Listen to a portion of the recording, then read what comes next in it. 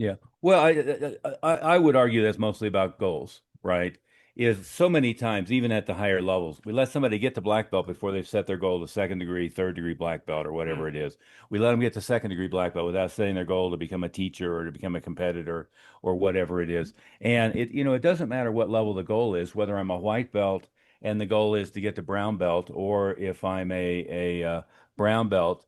I learned a long time ago, I can't let our brown belts have the goal to be a first degree black belt.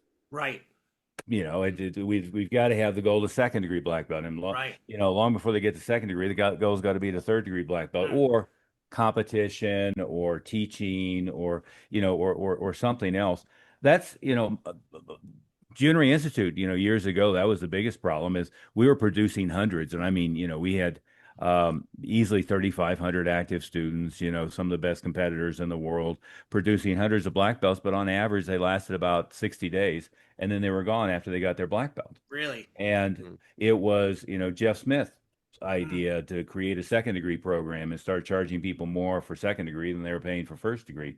Jhoon Rhee's reaction to that was, they don't come now. How can we charge them for doing something they won't do for free? And Jeff's take on it was, which was the right one, if we create the program and we have the curriculum and we have classes for them and we'll force ourselves to do that if we're charging them for it, then they'll if they're paying, they'll appreciate it and they'll come. And it certainly is true.